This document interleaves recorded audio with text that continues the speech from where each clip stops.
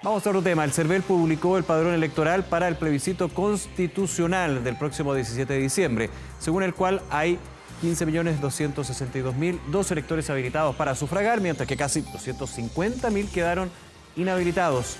Vamos a profundizar en este tema. Para eso nos acompaña el presidente del Consejo Directivo del CERVEL, Andrés Tagle. Andrés, como siempre, muchas gracias por su tiempo y conversar con nosotros. ¿Cómo le va?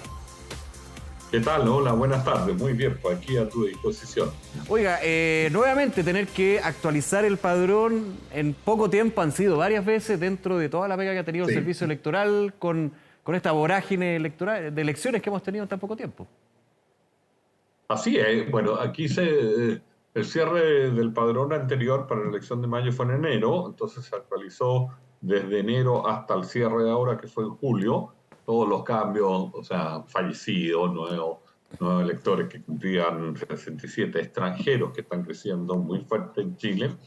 Y en el fondo también hubo cambio de domicilio entre junio y julio de este año, ¿ya? Que fueron muy importantes, fueron como cerca de 500.000. Ahora, tú mencionaste 15.262.000, pero hay que sumar 127.546 chilenos en el extranjero que también van a votar. O sea, nuestro padrón total para esta elección es 15.359.558. Claro, porque aquí para el plebiscito, digamos, ratificatorio de salida de diciembre, están considerados los y las chilenas habilitados para votar que viven en el extranjero, no así para lo que fue la elección de consejeros constitucionales. Perfecto. Y han crecido fuerte, han crecido como un 30%. ¿Ah? 30%, importante. Sí, teníamos 97.000 en el plebiscito, ¿Ya? o sea, perdón, en la elección de los consejeros, y ahora tenemos 127.000, que hicieron más o menos en 30.000. Una cifra no menor, digamos, para el poco tiempo que estuvo bien. Esto es que después de pandemia hay más facilidades de inscribirse y declarar domicilio. Andrés Tagle, ¿por qué, le hago la pregunta, yo decía, 250.000 personas que quedaron inhabilitadas para sufragar? ¿Cuál es la razón que más se repite? ¿Hay una actualización ahí? ¿Hay una explicación? No, la mayor cantidad de estas personas, son como alrededor de 200.000, son chilenos que están inscritos en el registro, pero que todavía no cumplen, no van a cumplir 18 años en diciembre. Okay. Entonces ellos todavía estando en el registro, porque por ley se inscribieron a los 17, como no tienen los 18 quedan inhabilitados. Y aproximadamente unos 60.000, te diría yo, de estos 247 son personas que tienen inhabilitación legal por haber, digamos, estar acusado apenas de delito aflictivo o estar condenado apenas de delito aflictivo. Son disposiciones legales que le suspenden o la ciudadanía o el derecho a sufragio, y nosotros obviamente tenemos que cumplir con esas sentencias judiciales. Claro. Ahora, dentro del desglose, ¿hay cambios con respecto a la composición frente a lo que fue la última elección, el último padrón que se actualizó por parte del servicio electoral? ¿O más bien sigue una constante? Le hago la pregunta en términos de que como han habido en tan poco tiempo varios procesos eleccionarios, uno pensaría, bueno, el padrón debe ser más o menos lo mismo en términos de composición. No sé si sigue así. No, yo te diría que hay un fuerte incremento de extranjeros, ¿ya? O sea, los extranjeros crecen muy fuerte. Respecto de la elección de mayo de este año, crecen 8.822, o sea, es una cifra grande. Sí, claro. Y si nosotros consideramos la elección del plebiscito del año pasado, son 13.492.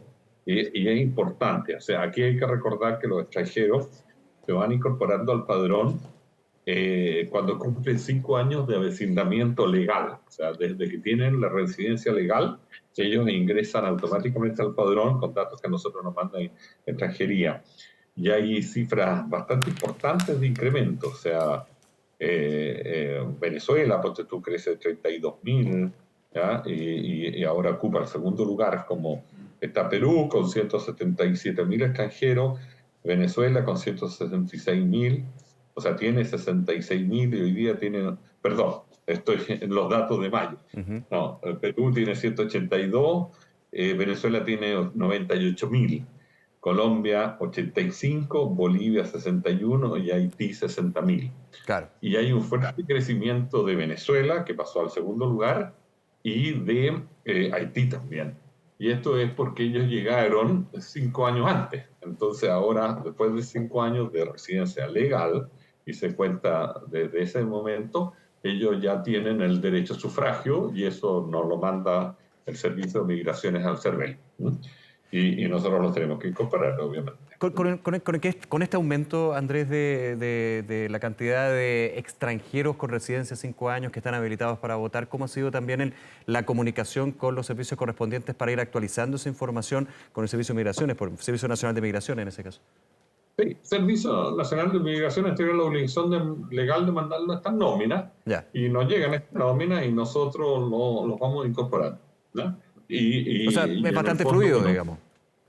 no, esto es bastante fluido, viene creciendo fuerte en todas las elecciones. Pero yo hago notar este crecimiento extranjero Sí, porque claro. muchas veces hay mucho escándalo por Santiago. El grueso, hay una cantidad importante de extranjeros que están domiciliados en Santiago y el padrón de Santiago no está creciendo como cambio de domicilio que dicen en las redes sociales. El padrón de Santiago está creciendo. Los cambios de domicilio existen, pero sale más gente de Santiago por cambio de domicilio de la que entra. ¿Ya? La verdad es que el padrón de Santiago crece fuertemente por los extranjeros. Muchos de ellos tienen obviamente dirección en Santiago. Claro. Voy a ese punto también, a lo que fue el cambio de domicilio, que ya es una tradición, termina un proceso eleccionario, insisto, en el poco tiempo que hemos tenido de varias elecciones, y se inicia lo que es el proceso para el cambio de domicilio. Ha habido una gran diferencia con respecto a lo que fue el proceso de mayo, mucho cambio de domicilio, también recordando un punto que hasta hace poco ya está este sistema de geolocalización para que uno con más que la residencia, el domicilio electoral, puede ir a votar cerca del domicilio electoral, que se va afinando y podemos ir también Así es. comentando eso. ¿Mucho cambio de domicilio, Andrés? Mira, entre los cambios de domicilio se hicieron entre junio y julio de este Sí. año. El padrón se abrió el primero del mes siguiente a la elección, que fue mayo, por lo tanto el primero de julio y se cerró como el 29 de julio, fueron 2 meses. Y nosotros hicimos una fuerte campaña para que la gente lo actualizara y fueron como 500.000, 494.000. Fue menos de lo que había así para la elección de mayo, que eso Claro. estuvo abierto ahí octubre, noviembre y diciembre. Y ahí fue cerca de 800.000. Bueno, nosotros estamos llamando a cambios de domicilio para que la gente en el fondo lo actualice. Y como tú dices, es muy importante esa actualización porque en base al cambio de domicilio que tienen en el registro electoral se hace la asignación. Ujú. Y hay mucho reclamo de que la gente dice, no, pero yo estoy lejos de mi local de votación, pero su domicilio está desactualizado. Ahora, ya no hay nada que hacer para la elección No. de mayo, digamos, ¿ya? Perdón, la elección de diciembre, no hay nada que hacer. Pero esto para que la gente aprenda, o sea, nosotros hacemos con lo que tienen en el registro electoral y muchas veces el registro electoral está desactualizado porque la persona nunca actualizó su domicilio y cree que nosotros lo sabemos, pues, y el problema es que nosotros no sabemos su nuevo domicilio. Claro.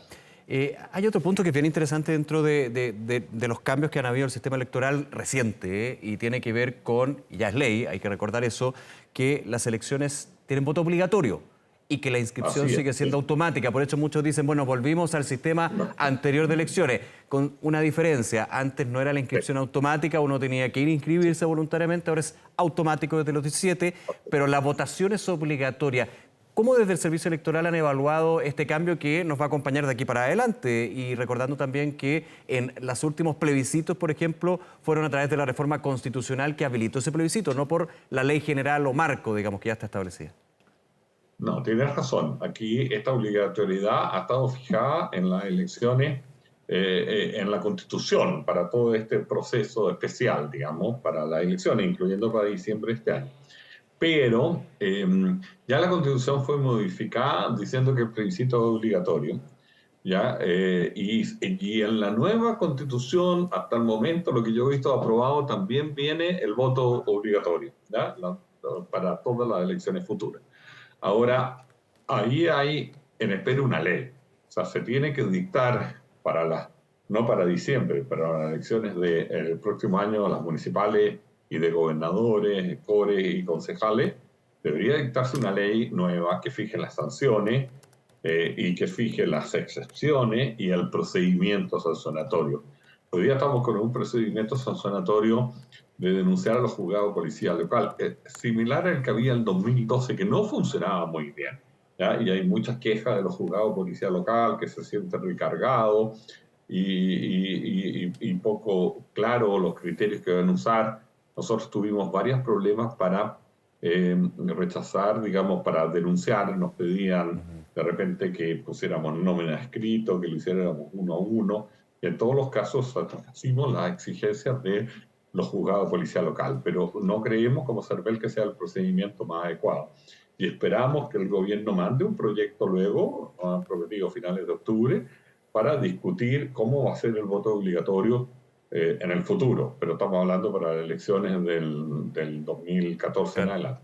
Sí. ¿Cómo cree usted que debería ser ese proceso en particular desde la mirada quizás más práctica, más lógica, en términos de que si el voto es obligatorio, que la idea es no obligatorio per se, sino impulsar y ser un insumo para la democracia en términos de los derechos y deberes que Sí. tienen los ciudadanos? Hay que verlo de esa óptica, no solo obligación por obligación, pero si hay una sanción que esta sea efectivamente disuasivo para quienes no quieran cumplir con ese, con ese deber.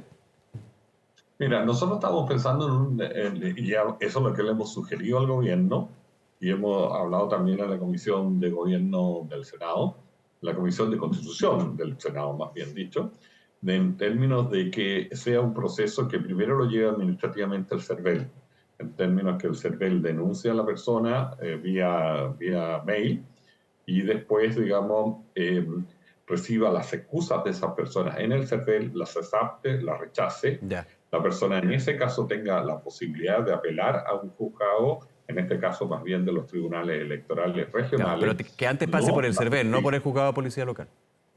que no pase por el juzgado de policía local. Y nosotros una vez, bueno, creemos que hay que darle facilidades en el pronto pago, así como también castigos si la persona está morosa, que suba la multa y que baje, se paga anticipadamente. La persona que no votó sabe que no votó. Entonces, si no tiene una excusa fundamentada, etcétera, nosotros queremos un procedimiento que presente sus excusas por Internet, muy digital y tecnológico. Y finalmente también deben haber medidas coercitivas, porque son multas bajas y el Estado no puede demandar por 30.000 pesos o 40.000 pesos a alguien porque el costo de la demanda es mayor que lo que va a recaudar. Entonces tienen que haber lo que hay en nuestros países, restricciones que, por ejemplo, en nuestros países no puede sacar carnet de chofer, no puede renovar cédula de identidad, pasaporte, hasta que no pague la multa. Pagando la multa se le habilita todo eso, ¿ya? Incluso hay países que no puede salir del país, por Sí, claro. ejemplo, ¿ya? Si no paga esa sanción. Pero son multas bajas, entonces tiene que tener acompañado un procedimiento coercitivo. Porque obviamente una denuncia embargándole bienes es algo que no va a funcionar para una multa chica, digamos. ¿Ya? Eso es bien importante, ¿ya? Para que de verdad se cumpla, que sea obligatorio. Sí. El sistema actual que se está usando no funcionó muy bien antes del 2012 cuando se cambió. En realidad las multas prácticamente no se pasaban. Claro, claro. En otro punto, y ya proyectando Andrés Tagle, presidente del Consejo Directivo del Servicio Electoral, lo que va a ser esta elección de diciembre, desde lo más práctico, pero creo que es también relevante en términos de la impresión de los votos, de lo que puede ser la logística, que es una logística bien importante, bien grande, que se hace a nivel nacional para lo que es un proceso eleccionario. Lo que pasa es que ya estamos acostumbrados a varias elecciones y uno diría, bueno, pero es actualizar una... No, no es tan así. Una papeleta en contra a favor en vez del rechazo y apruebo, está establecido por la reforma constitucional. ¿Eso simplifica de alguna manera lo que puede ser el trabajo hacia diciembre? Porque también para usted ha sido un proceso bien acotado desde que se habilitó esta segunda parte del proceso constitucional para llegar a las elecciones y antes elecciones de consejeros constitucionales. Sí, mira, un plebiscito es una elección más sencilla porque no hay candidato, ¿ya? No tenemos el proceso de aceptación de candidatos, etcétera. En este caso está bastante regulada la campaña. La campaña queda exclusivamente entregada a los partidos políticos, Sí. ¿ya? Que pueden hacerla, incluso van a tener un financiamiento público que el anticipo no es un financiamiento por voto, es el anticipo que se les da para todas las elecciones, ¿ya? Y ellos obviamente van a tener que rendir. Pero no hay organizaciones de la sociedad civil como en el plebiscito anterior, solo partidos políticos. Y esa es la legislación que se puso. Y para nosotros la operatoria, digamos, no es tan terrible como en las demás, cuando hay muchos votos y muchos candidatos, digamos, uno solo. Ahora, obviamente sí vamos un poco contra el tiempo, porque tiene que aprobarse un proyecto de constitución en el Consejo Constitucional, digamos, ya, que el presidente lo llame, lo convoque. Si no hay proyecto, obviamente no puede haber plebiscito. Estamos en la espera de eso, pero tenemos los votos y todos los preparativos andando. Ahora, Yo por ley quisiera... es bueno ese punto, y usted lo tiene más claro que yo de todas maneras. Por ley, ¿es posible de que se pidiera una prórroga desde el Consejo Constitucional y eso tuviera que aplazar el periodo de elecciones, es decir, tener el producto final para llevarlo a plebiscito? No por ley. Tendría que, la fecha del 17 de diciembre está en la Constitución. Tendría que modificarse la Constitución para claro, una... pero no está Ahora, abierta esa posibilidad, como en algún minuto pasó con el proceso 1, digamos, con la Convención Constitucional, donde podía pedir un plazo mayor. No, eso no está Es bueno ahora aclararlo, fijado, claro. más bien es contra el tiempo. Ellos tienen una fecha para terminar y entregarle ese proyecto al presidente de la República, en la medida que tengan un proyecto que cumple con el voto del quórum que le establece la Constitución. Y ahí, obviamente, se desata. Nosotros tenemos autorización de la Constitución para preparar los padrones, como lo hemos hecho ahora, etc. Yo quisiera, Nicolás, agregarte una cosa bien importante: los padrones, que estos pueden ser reclamables. Las personas pueden ver su pertenencia o no en el padrón y pueden reclamar de ella, si no están de acuerdo, al Tribunal Electoral Regional que les corresponde en la región. Hay uno por región y hay dos en Santiago. Hay que ser muy cuidadoso ahí. Entonces, las páginas web de los tribunales electorales están en nuestra web y puede buscarla, y en Santiago tiene que ver cuál es el competente dependiendo de su... Porque hay que verlo con los tribunales electorales, no con el servicio electoral. Ahí está la información. No con el servicio.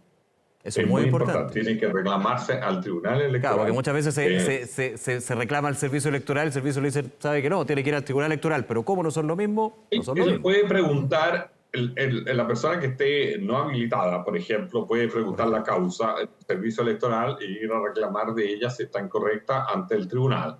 Y las personas también, dependiendo de la comuna en que aparezcan, podrían reclamar por un cambio de domicilio que ellos solicitaron y no que se hizo, etc. Es un derecho que otorga la ley, y esto partió el 19, el día siguiente que publicamos, pero bueno, era feriado ayer, y está vigente hasta el 28 de septiembre, son pocos días. Esto es hasta el próximo jueves, ese día inclusive, para que todos sepan que tienen ese derecho a reclamar el padrón. También pueden reclamar padrón los partidos políticos. Han habido muchas cosas en las redes sociales sobre acarreo de Santiago que nosotros creemos que no son tales, pero también eventualmente los partidos políticos pueden reclamar si consideran que hay electores mal incorporados en el padrón o en alguna comisión. Andrés Tagle, presidente del Consejo Directivo del Servicio Electoral. Andrés, como siempre, muchas gracias por su tiempo, sus explicaciones. Bien, pues, y atento al proceso entonces. Bien, pues muchas gracias. Que le vaya muy bien. Nicolás. Buenas tardes, nos vemos. Hasta luego.